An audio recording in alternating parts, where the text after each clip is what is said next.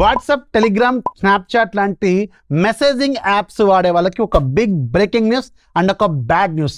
Government of India soon ఒక పెద్ద అప్డేట్ని తీసుకురాబోతుంది. దీంట్లో మీరు వాట్సాప్ని కానీ, టెలిగ్రామ్ని కానీ, స్నాప్చాట్ని కానీ మల్టిపుల్ డివైస్లో ఇక మీద మీరు వాడలేరు. ఎస్, మీరు వింటుంది నిజమే.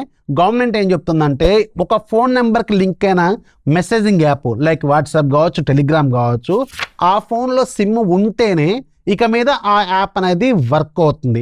అండ్ యాప్ అనేది ఎవ్రీ టైము చెక్ చేస్తూ ఉండాలి ఆ ఫోన్ నెంబరు ఈ ఫోన్తో బైండ్ అయిందా లేదా. అలా బైండ్ అయ్యి లేకపోతే అది మీకు లాగౌట్ అయిపోతుంది అనమాట.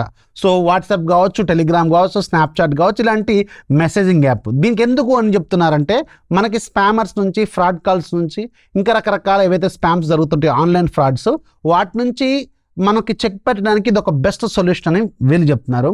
బట్ మల్టిపుల్ డివైస్లో వాట్సాప్, టెలిగ్రామ్ లాంటి వాడే వాళ్ళకి మాత్రం ఇది పెద్ద సమస్య అయ్యి కూర్చునే అవకాశం అయితే ఉంటుంది. ఫర్ ఎగ్జాంపుల్ నేనున్నా అనుకోండి, నేను టెలిగ్రామ్లో డైలీ డీల్స్ పెడతా ఉంటాను. సో హాఫ్ డే నేను రాస్తూ ఉంటాను డీల్స్, ఒక హాఫ్ డే మా వైఫ్ రాస్తూ ఉంటారు డీల్స్.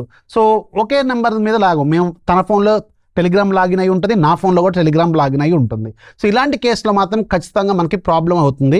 అండ్ ఒకవేళ మీరు వాట్సాప్ని వెబ్లో వాడాలనుకుంటే కూడా, వాట్సాప్ కానీ టెలిగ్రామ్ కానీ ఓన్లీ డేలో 6 అవర్స్ మాత్రమే ఆ అకౌంట్ అనేది యాక్టివ్గా ఉంటుంది. మళ్ళీ 6 అవర్స్ తర్వాత మళ్ళీ మీరు క్యూఆర్ కోడ్తో కానీ, మళ్ళీ ఫోన్ నెంబర్తో కానీ లాగిన్ అవ్వాల్సి ఉంటుందన్నమాట.